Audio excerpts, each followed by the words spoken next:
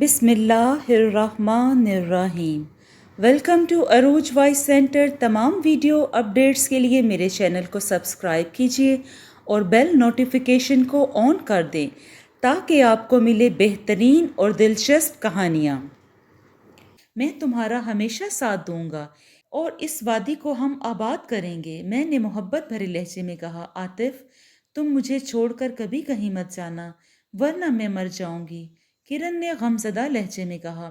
کرن، تم ایسی باتیں مت کرو، میں تمہیں چھوڑ کر کہیں نہیں جاؤں گا۔ اتنا کہہ کر میں رک گیا، لیکن وہ بے تابی سے بولی، لیکن موت تو برحق ہے، ہم دونوں کو جدا کر سکتی ہے، اس کے علاوہ دنیا کی کوئی طاقت ہمیں جدا نہیں کر سکے گی۔ وہ بڑے نرم لہجے سے بولی۔ ہاں عاطف، تم ٹھیک کہتے ہو، موت تو ایک نہ ایک دن ہمیں جدا کر دے گی، کرن نے افسوس سے کہا۔ اچھا چھوڑو ان باتوں کو، میں تمہیں بتاؤں کہ تمہاری ملاقات حشام سے پہلی مرتبہ کیسے ہوئی۔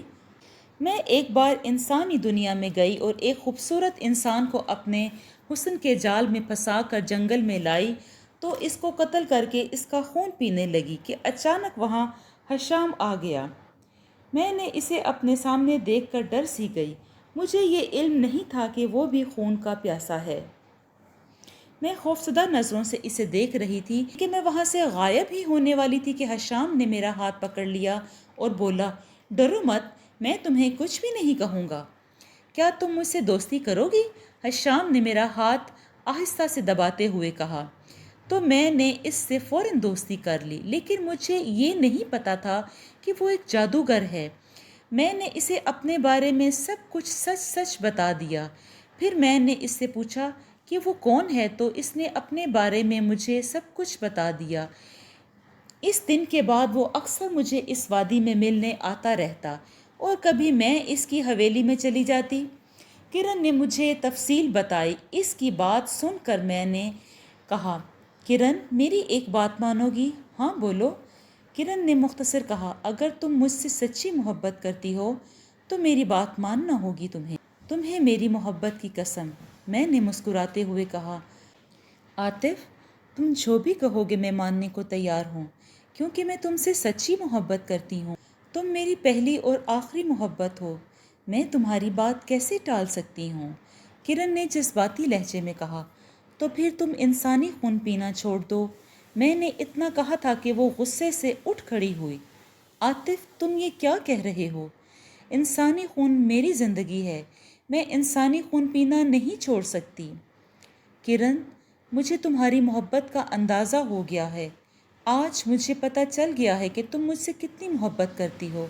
اگر تم مجھ سے محبت کرتی تو میری بات مان لیتی۔ آج سے میرا اور تمہارا راستہ جدا ہے، میں واپس اپنی دنیا میں جا رہا ہوں۔ اگر تمہیں مجھ سے ذرا سی بھی محبت ہوئی تو انسانی خون پینا چھوڑ دینا اور مجھے آ کر لے جانا۔ یہ کہہ کر میں اٹھ کر کھڑا ہوا اور چلنے لگا۔ رکو عاطف، کرن نے کہا۔ میں رک گیا، مجھے یقین ہو گیا تھا کہ کرن میری خاطر خون پینا چھوڑ دے گی۔ میں نے مسکرا کر کرن کی طرف دیکھا۔ عاطف، یہ سچ ہے کہ میں تم سے محبت کرتی ہوں، میں تمہیں کسی اور کا ہونے نہیں دوں گی۔ میں تمہیں مار سکتی ہوں لیکن کسی اور کا نہیں ہوتا دیکھ سکتی، وہ غصے سے کہتی ہوئی میری طرف بڑھی۔ کرن تم مجھے مارو گی اپنی محبت کو؟ میں خوفزدہ انداز میں کہتا ہوا پیچھے ہٹا۔ میں تمہیں مار دوں گی، اپنی محبت کا خون کروں گی۔ تم ہی واحد انسان ہو جس سے میں محبت کرتی ہوں، لیکن تم نے میرے ساتھ نہ رہ کر مجھ سے دشمنی کر کے اچھا نہیں کیا۔ میں آج تمہیں ایسی موت ماروں گی کہ تم تو کیا کوئی محبت سے بے وفائی نہیں کرے گا، کرن نے غراتے ہوئے کہا۔ کرن، تم اسے نہیں مار سکتی ہو، یہ میرا شکار ہے، اسے میں یہاں لائی ہوں۔ ارسا کی آواز وہاں گونجی تو میں نے گھبرا کر ادھر ادھر دیکھا۔ کہاں ہو تم؟ کرن نے چیختے ہوئے کہا۔ میں یہاں ہوں۔ ارسا اچانک سامنے آ گئی۔ تو تم بچ نکلی تھی، لیکن اب نہیں بچو گی۔ اگر تم عاطف کو یہاں لائی تھی تو کیا ہوا، لیکن وادی تو میری ہے نا؟ کرن نے مسکراتے ہوئے کہا۔ کرن، تم نے اچھا نہیں کیا مجھ سے دشمنی کر کے، آخر میں نے تمہارے لیے کیا کچھ نہیں کیا تھا، تم اس لڑکے کی محبت میں آ کر اپنی دوست کو بھول گئی، لیکن اب میں یہ بھول جاؤں گی کہ تم میری دوست ہو، ارسا نے کہا اور کرن کی طرف بڑھی۔ کرن بھی اس کے حملے کے لیے بالکل تیار تھی۔ میں ان دونوں کو دہشت زدہ نگاہوں سے دیکھنے لگا کیونکہ وہ دونوں ہی میری دشمن تھیں۔ خوف سے میرا حلق خشک ہو رہا تھا، میرے منہ سے کوئی آواز نہیں نکل رہی تھی اور میرا بدن پسینے سے تر ہو رہا تھا۔ وہ دونوں دنیا و جہاں سے بے خبر آپس میں لڑ رہی تھیں۔ کبھی کرن ارسا کے آگے بے بس ہو جاتی اور کبھی ارسا کرن کے آگے بے بس ہو جاتی۔ دونوں کی توجہ مجھ سے ہٹ گئی اور میں نے وہاں سے بھاگتا ہوا دور چلا گیا۔ میں کس طرف جا رہا تھا مجھے کچھ اندازہ نہ تھا۔ میں کہتا ہوا میں کہاں جا رہا ہوں، میں تو چاہتا تھا کہ بس بھاگتا ہوا دور نکل جاؤں تاکہ وہ مجھے ڈھونڈ نہ سکیں۔ وادی تھی کہ ختم ہونے کا نام نہ لے رہی تھی۔ آخر کار تھک ہار کر ایک جگہ گر پڑا۔ میں پیچھے مڑ کر دیکھا، میں ان کی پہنچ سے کافی دور نکل آیا تھا۔ میں نے کن قاتل حسیناؤں کے جال میں پھنس گیا ہوں، اللہ میری مدد فرما، تو ہی میرا مالک ہے، مجھے ان حسیناؤں سے نجات دے جو خون کی پیاسی ہیں۔ میں نے رو رو کر خدا سے دعا کی، کاش اگر میں چھت سے نہ اتر کر آتا اور نہ ہی ارسا کو دیکھتا اور نہ ہی آج یہاں ہوتا۔ میں نے دل ہی دل میں سوچا کہ اچانک ہی اپنے پیچھے کسی کی موجودگی پا کر میں اٹھ کھڑا ہوا۔ پیچھے دیکھا تو خوف سے میری آنکھیں پھیلنے لگیں اور میرا جسم کانپنے لگا۔ میں ٹکٹکی باندھے ہوئے اسے دیکھ رہا تھا۔ میرے سامنے کرن خون میں لت پت کھڑی تھی۔ اس کے جسم پر جگہ جگہ زخموں کے نشان تھے، چہرہ بھی زخموں سے بھرا ہوا تھا جن سے خون رس رہا تھا۔ عاطف، میں نے اسے مار دیا ہے، اب تمہاری باری ہے۔ کرن کے منہ سے قبر میں ڈوبی ہوئی آواز نکلی۔ خوف سے میری رگوں میں خون منجمد ہونے لگا۔ کرن، مجھے چھوڑ دو، میں نے التجا کی۔ نہیں عاطف، میں تمہیں نہیں چھوڑوں گی بلکہ تمہارے خون سے اپنی پیاس بجھاؤں گی۔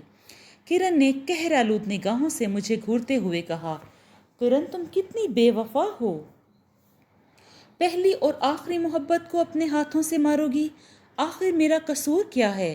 میں نے التجائیہ انداز میں پوچھا۔ تمہارا قصور یہ ہے کہ تم یہاں آئے کیوں تھے؟ تم اس خوش فہمی میں مت رہو کہ تم میری پہلی اور آخری محبت ہو۔ میری پہلی محبت تو شام تھا، لیکن میں نے اسے بھی مار دیا تھا کیونکہ میری زندگی میں حشام جو آ گیا تھا۔ پھر جب میں نے تمہیں دیکھا تو میں نے حشام کو بھی مار دیا اور اس کا بھی خون پی گئی، جس کی طاقتیں میرے اندر آ گئیں۔ جب مجھے پتا چلا کہ ارسا کے ساتھ یہاں آ رہے ہو تو میں نے اپنے ایک جن سے کہا کہ وہ حشام کا روپ نہ کر وہاں رہے۔ میں نے اسے ایک عام سا چلہ کرنے کو دیا۔ جب وہ چلہ کر رہا تھا تم نے اسے آسانی سے مار دیا۔ اگر وہ اصلی حشام ہوتا تو تم کبھی اسے مار نہیں سکتے تھے۔ ارسا نے حشام ہی سمجھا تھا، اس لیے اس کا خون پی گئی، جس سے اس کی طاقتوں میں کچھ اضافہ ہوا، لیکن وہ سب طاقتیں حشام کی نہیں بلکہ اس جن کی تھیں جس نے حشام کا روپ اپنایا ہوا تھا۔ ارسا کو اپنے خود پر بہت غرور سا ہو گیا تھا، لیکن وہ نہیں جانتی تھی کہ اب کتنی طاقتور ہو چکی ہے۔ کرن بولتی چلی گئی اور مجھے کرن کی حقیقت معلوم ہو چکی تھی۔ مجھ سے محبت نہ تھی۔ میں سوچ رہا تھا کہ اب کرن سے کیسے پیچھا چھڑاؤں۔ میری نظر پاس پڑے ہوئے ایک پتھر پر پڑی تو میں نے جلدی سے وہ پتھر اٹھا لیا اور اسے دے مارا۔ پتھر سیدھا اس کے ماتھے پر لگا۔ وہ درد کی شدت سے چیخی۔ میں وہاں سے بھاگ نکلا۔ وہ بھی غضبناک ہو کر میرے پیچھے آ گئی۔ میرا پاؤں کسی چیز سے ٹکرایا، میں خود کو سنبھال نہ سکا اور گر پڑا۔ کرن بھی مجھ تک پہنچ چکی تھی۔ کہاں جاؤ گے بچ کر؟ اگر تم ساری زندگی بھی اس وادی سے بھاگتے رہے تو یہ وادی ختم نہ ہوگی۔ وہ دھاڑی اور اپنے لمبے ناخنوں والے ہاتھ میری طرف بڑھائے۔ اچانک ہی وہاں دھوئیں کو پھیلتا ہوا دیکھ کر اس نے اپنے ہاتھ روک لیے۔ مجھے زندگی کی کچھ امید نظر آئی، لیکن کچھ ہی دیر بعد یہ امیدیں ختم ہو گئیں۔ اس دھوئیں سے ایک خوفناک شکل نمودار ہوئی، جس کو دیکھ کر میرے ساتھ ساتھ کرن بھی کانپ سی گئی۔ اس کا منہ بالکل توے کی طرح کالا تھا اور آنکھوں کی جگہ دو آگ کے الاؤ دہک رہے تھے۔ زبان باہر لٹکی ہوئی تھی، لمبے لمبے خنجر نما دانت منہ تک جھانک رہے تھے اور چہرے کو مزید خوفناک بنا رہے تھے۔ ہاتھ اور پاؤں کے ناخن بھی کئی فٹ تک بڑھے ہوئے تھے، پورے جسم پر لمبے لمبے سیاہ بال تھے۔ ہا ہا ہا، اس کا ایک خوفناک کہکا وہاں گونجا۔ ہا ہا ہا، خوف کی دہشت سے میرا دل کنپٹیوں میں دھڑک رہا تھا اور پسینے سے بدن ایسے تر تھا جیسے بارش میں نہایا ہوا ہوں۔ اس دن تمہاری دوست ارسا میرے ہاتھوں سے بچ نکلی تھی، لیکن آج میں تمہیں نہیں چھوڑوں گی، کیونکہ تم میری سب سے بڑی دشمن ہو۔ تم نے حشام کو محبت کے جال میں پھنسا کر مار دیا اور میں طاقتیں حاصل کرنے کے لیے اس وادی سے چلی گئی تھی، لیکن آج تمہیں مارنے کے لیے لوٹ آئی ہوں۔ یہ کہہ کر وہ کرن کی طرف بڑھی اور اسے اٹھا کر کسی بھوکے بھیڑیے کی طرح کھانے لگی۔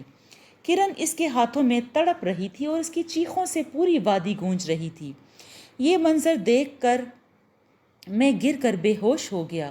جب مجھے ہوش آیا تو میں ایک صحرا میں پڑا ہوا تھا، اور وہ وہی صحرا تھا جس میں ارسا لے کر آئی تھی۔ کیا یہ وہی لڑکی تھی جو طوفان بن کر ہماری طرف آ رہی تھی؟ یا اللہ، میں کس مصیبت میں پھنس گیا ہوں۔ اس قاتل حسینہ سے جان چھوٹتی ہے تو دوسری حسینہ دشمن بن کر میرے سامنے آ جاتی ہے۔ اگر ارسا مجھے اس صحرا میں نہ لاتی تو یہ قاتل چڑیل تو میری دشمن نہ بنتی۔ میں نے دل ہی دل میں سوچا اور اٹھ کھڑا ہوا۔ میں نے ادھر ادھر نظریں دوڑائیں، لیکن وہ کرہ صورت مجھے کہیں بھی نظر نہ آئی۔ میں خوش ہو گیا اور ایک طرف چلنے لگا۔ اچانک ہی میرے سامنے سے ریت اڑنا شروع ہو گئی۔ اس منظر کو دیکھ کر میں کانپ اٹھا۔ جہاں سے ریت اڑ رہی تھی وہاں سے وہیں کرہ صورت نکلی اور دیکھ کر ایک دم حواس باختہ ہو کر رہ گیا اور پیچھے کی طرف دوڑنے لگا۔ ہا ہا ہا، پیچھے سے اس کا خوفناک کہکے گونج رہے تھے۔ مجھے اپنی موت یقینی لگ رہی تھی۔ میں زیادہ دیر بھاگ نہ سکا اور ریت پر گر گیا۔ میں کالی چڑیل ہوں، یہاں صرف میرا راج ہے۔ اس دن تم میرے ہاتھوں سے بچ نکلے تھے، لیکن آج نہیں بچ سکو گے۔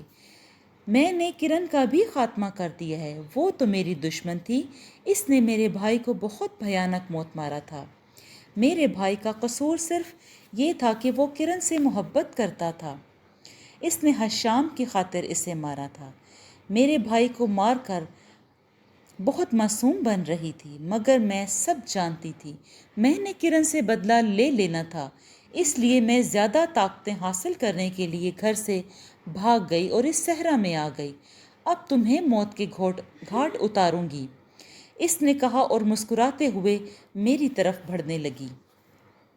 ایک دم حواس باختہ ہو کر میں اپنی جگہ سے پیچھے سے رکھنے لگا۔ یہ دیکھ کر وہ ہنسی اور تیزی سے میری طرف بڑھنے لگی۔ اس کے نوکیلے دانت مجھے اپنی گردن میں اترتے ہوئے محسوس ہوئے۔ میں تڑپنے لگا۔ میرے پاؤں صحرا کی ریت میں دھنسے جا رہے تھے کہ اچانک ہی میرے پیروں میں کوئی چیز ٹکرائی۔ وہ نوک دار چیز تھی۔ میں نے بڑی مشکل سے اسے ریت سے نکالا اور اس چیز کو دیکھ کر میرے چہرے پر خوشی کی ایک لہر دوڑ گئی۔ یہ وہی خنجر تھا جو ارسا نے طوفان کی طرف پھینکا تھا۔ میں نے مضبوطی سے پکڑ لیا اور خنجر کالی چڑیل کے سینے میں اتار دیا، اور یہ کام میرے لیے انتہائی تکلیف دہ اور مشکل تھا، کیونکہ اس کے دانت میری گردن میں گاڑ رکھے تھے۔ وہ مجھے چھوڑ کر ادھر ادھر بھاگنے لگی۔ خنجر اس کے سینے میں ہی تھا۔ اس کا گاڑھا خون ریت پر گرتا تو ریت کالی سیاہ ہو جاتی۔ میں خوف اور حیرت سے اسے دیکھتا جا رہا تھا۔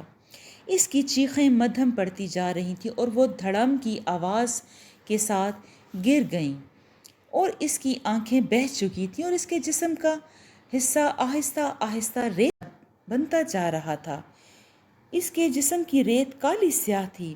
میں نے بیٹھ کر اس ریت کو چھوا تو میرا ہاتھ جل گیا۔ وہ ریت آگ کی طرح گرم تھی۔ اچانک ہی مجھے اپنے پیچھے کسی کی موجودگی کا احساس ہوا۔ میں نے پیچھے دیکھا تو وہاں ایک بزرگ کھڑے تھے۔ بیٹا، تم نے بہت اچھا کام کیا۔ اس صحرا کی دوسری طرف جو گاؤں ہے، میں وہاں کا رہنے والا ہوں۔ میں کافی عرصے سے حشام، ارسا، کرن اور اس کالی چڑیل کے پیچھے لگا ہوا تھا، لیکن یہ کسی بھی طرح میرے قابو میں نہیں آ رہی تھی۔ لیکن آج تمہاری وجہ سے اس کا خاتمہ ہو گیا۔ ارسا ہمارے ہی گاؤں سے بچوں کو اٹھا کر لے جاتی تھی۔ بزرگ بابا اپنی بات مکمل کر کے خاموش ہو گئے اور سجدے میں گر گئے اور اللہ کا شکر ادا کرنے لگے۔ پھر میں اٹھا اور بابا جی کے گلے لگ گیا اور رونے لگا۔ بیٹا، ہمت سے کام لو اور گھر جاؤ۔ میں بھی گاؤں والوں کے پاس جاتا ہوں اور ان کو ان سب کی موت کی خبر دیتا ہوں۔ ایک بات یاد رکھنا، اللہ تعالیٰ تو ہر حال میں اپنے بندے کی سنتا ہے، لیکن بندے کو بھی چاہیے کہ ہر حال میں اللہ کا شکر ادا کرے۔ یہ کہہ کر بابا جی وہاں سے چلے گئے۔ ان کی باتیں میرے دل پر گہرا اثر چھوڑ گئیں۔ اللہ تعالیٰ نے مجھے بہت بڑی مصیبت سے نکالا تھا۔ میں نے دل میں پکا ارادہ کر لیا تھا کہ میں زیادہ سے زیادہ اللہ کی عبادت کروں گا تاکہ اس دنیا کے ساتھ ساتھ قیامت تک بھی سرخرو ہو سکوں۔ جی قارئین، آپ کو میری یہ کہانی کیسی لگی؟ اگر آپ کو میری یہ کہانی اچھی لگتی ہے تو کمنٹ میں اپنی رائے کا اظہار ضرور کریں۔